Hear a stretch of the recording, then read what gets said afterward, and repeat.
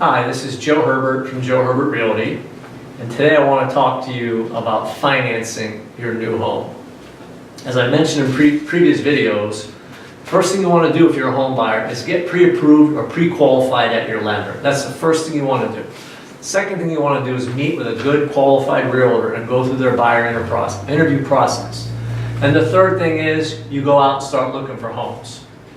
But let's go back to the financing piece. Once you get pre-approved or you're pre-qualified, between the time you do that and the time you actually apply for a loan and then close on your home, you don't want to do anything that's going to change your financial situation, because it could stop you in your tracks from getting that new home financed.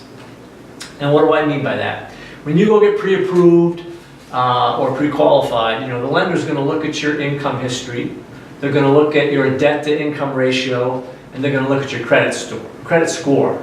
You don't want any of those. You don't want to do anything that's going to affect any of those three things. For instance, don't miss any payments on any debt that you do have. If you have store charges, student loans, credit cards, don't miss any payments, because your credit score could go down, and that can affect your borrowing ability or your interest rate. Second thing is, don't go out and buy anything. If you're looking for a home and you've been pre-approved, don't go buy a new car, don't go buy new furniture, new washer and dryer, don't do any of that stuff. Because again, you're going to acquire more debt, your debt to income ratio is going to change, and the amount of home you can buy is going to be reduced.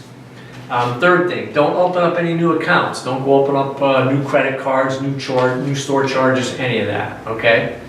So let's talk about your income history. Most lenders want you to be at a job for a certain amount of time. It varies between the lenders and loan products, but generally it's at least 3 to 6 months at that job before they'll count that income history. But check with your lender.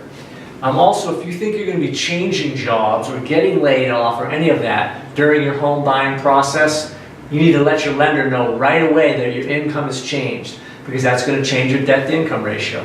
And just so you know, if any of these financial situations change, you want to talk to your realtor and your lender immediately. Let's talk a little bit more about income.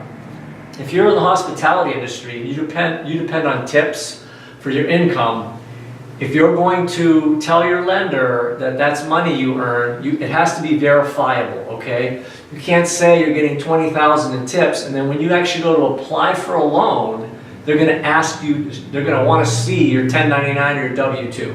So if it's not on there, it won't count and you won't be able to get the loan. Let's talk about lawsuits. If you have a pending lawsuit and that's going to be used for your down payment money, my advice to you is wait until that lawsuit is final and you have that money. Because you could get a house under agreement and that lawsuit could just drag on and you never get the money and you can't buy the house. So pending lawsuits, they don't work. Make sure you have the money. Same thing with alimony and child support. Make sure that that alimony and child support is verifiable, that is income you have. Another thing, gifts. If somebody in your family, a friend, anybody is going to gift you money for the down payment, you need to have a gift letter from that person, signed by that person, the exact amount they're going to give you. Bring that with you again at the beginning when you're getting pre-approved and pre-qualified. You just can't show up at the closing with $10,000 and say, hey, here's my down payment. Bank wants to know where that money is coming from. One other thing, and I may have mentioned it, again, if you think your income's going to be changing at all, going up or down, you need to let your realtor and your lender know right away. So those are some great financing tips so that you don't get derailed in the process of buying a home. We have a great buyer interview process at Joe Herbert Realty. And if you'd like to meet with us and go through that buyer interview process, you can reach out to us on the web at joeherbertrealty.com, or you can call us at the office, 814-217-1900. So thanks for your time, and we're looking forward to talking to you.